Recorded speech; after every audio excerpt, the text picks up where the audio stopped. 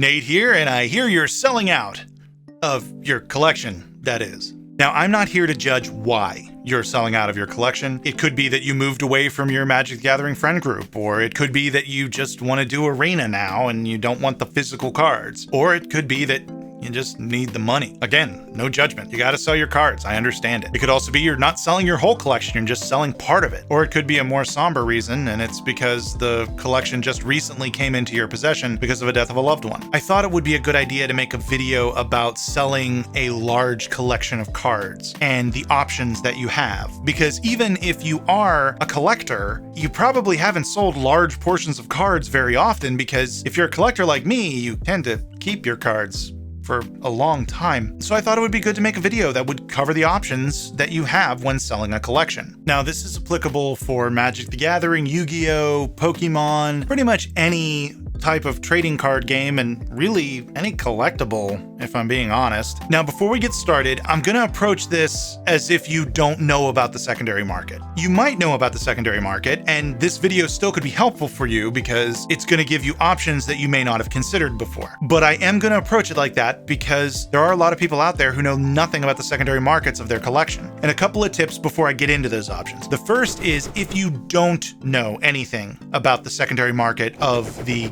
trading card game you're dealing with, I recommend that you find somebody who you trust, who does know the secondary market of the trading card game in question, so they can help you navigate the waters, because it can be pretty easy to get taken. So having somebody with you who knows about this world can help you avoid any traps. But I emphasize, you should trust them. This leads me to tip number 2, and this is a tip really for anybody who has a large collection that may have some cards in it that are worth something. Never leave the collection alone with somebody who you don't completely trust, because these cards are really easy to steal, especially in a large collection. It's very easy for someone to see an expensive card, pick it up, slip it in their pocket, and it could be months before you realize it's gone. And in some cases, you might not even notice it's gone. And then someday you're sitting there going, I swear I had an Elvish Farmer. By the way, if you have friends who are stealing your Elvish Farmers, that's a whole different conversation. One last thing before we get started. If you have an older collection, and I'm talking like early to mid 90s, I'm going to encourage you to take the time to research the cards, or get help from somebody you trust to research the cards, because early 90s to mid 90s Magic cards are cards that can range vastly in how much they're worth. Even within printings of particular cards, a Land of War Elves from Alpha is going to be worth a lot more than a Land of War Elves from Unlimited. And if you don't know the differences between an Unlimited card versus Revised, and if the term Summer Magic means nothing to you, then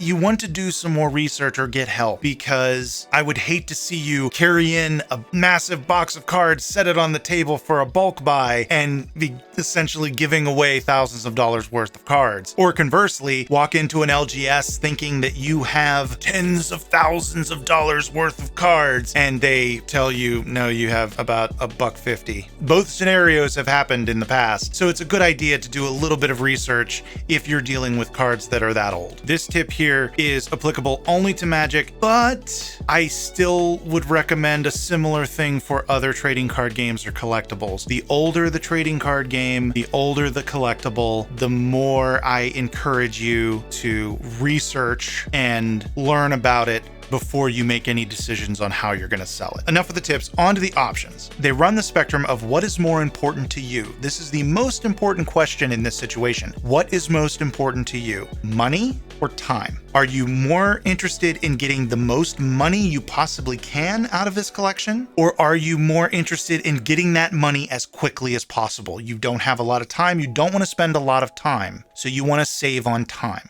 And we're actually going to start with the time, with option 1, where you just want the money as quickly as possible. You don't care if you're not going to get as much as possible out of this collection. You just want to get the money as quickly as you can for whatever reason, whether you need the money or you need the space that the collection's taking up. Option 1 is going to help you here. And essentially what that is you just putting the collection in a box or multiple boxes and taking it to an LGS that you trust and saying, here you go.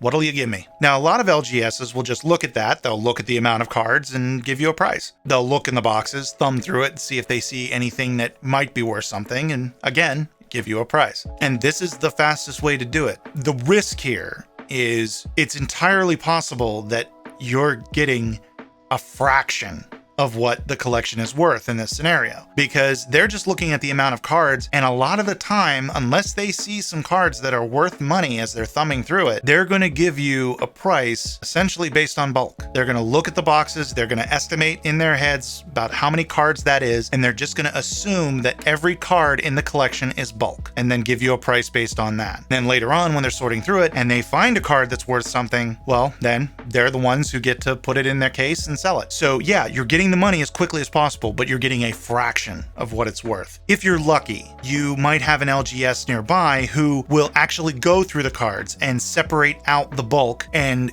pull the cards that are worth something to the side, and then give you the bulk price for the bulk cards, and then give you their buy list prices for the cards that they see that are worth something. Now, this will get you a lot more money in a lot of cases. And this also essentially is option 2. It's just the LGS is doing it for you than what option 2 is, which is you do that, where you go through the cards and you separate out the bulk cards and set aside the cards that are worth something. This is where, if you know nothing about the secondary market, having somebody you can trust can help. But you look at these cards, get the buy list prices, so at least you understand generally what they're worth, and then you go in and you say, okay, these cards are bulk, give me your bulk price, and then these cards I want to sell. And then they'll go through those cards and give you their buy list price. If you're lucky, you'll have an LGS that'll do that for you. But the most important thing is ask your local game store. Find out if they're willing to do that. If they're not, then you'll have to do it yourself. If they are and you trust them, then that's helpful, because then you know that you're getting a much better price for the collection. This is still a lot less than what the collection is actually worth at face value.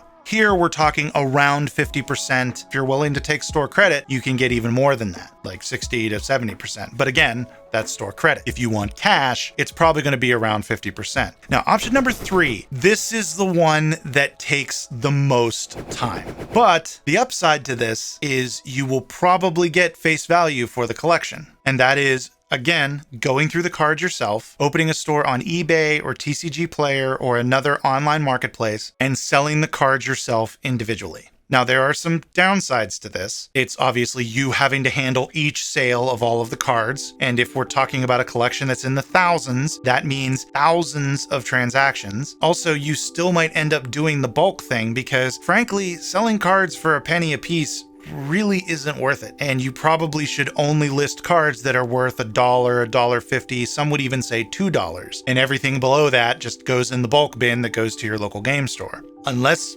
sending out cards is fun for you, it's probably not worth selling a 25-cent card. For a $2 card, it might be worth it. But the important thing here is that in this scenario, you're getting $2 for that $2 card. The more the card is worth, the more it's worth it to do this way, because if you have a $100 card in your collection, if you go with option A, you might only get 25 cents for it, especially if the LGS doesn't see it when they're flipping through. You're getting bulk rates. In option 2, they'll see it and they'll price it, but you're getting a buy list price. And the buy list price is usually around 50% of what the card is worth. So in option 2, you're getting around $50 for that $100 card. But in option 3, you're getting $100 for that $100 card. The difference between option 1 and option 3 can be significant depending on the worth of the card. If the card's only worth $10, then maybe option 2 is fine. For option 3, one small risk I am going to mention for full disclosure. The secondary market prices of cards fluctuate, and this can work in your favor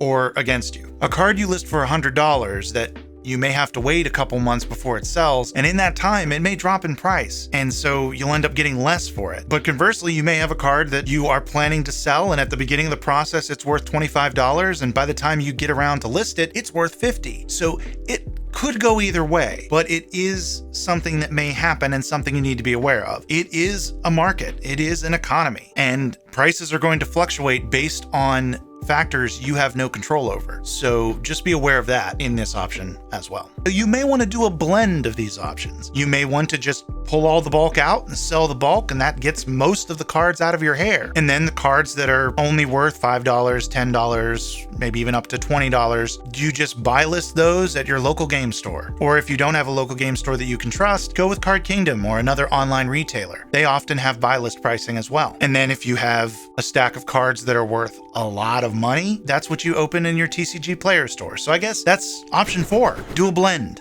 That's probably the best option for most people. You're maximizing your time and you're getting as much money as you possibly can out of the collection as a whole. Now, on the other hand, if you're not selling and you watch this video for some reason, go ahead and click on that because it'll help you organize your collection. This show is part of the CIP network, inspiring creativity, one episode at a time.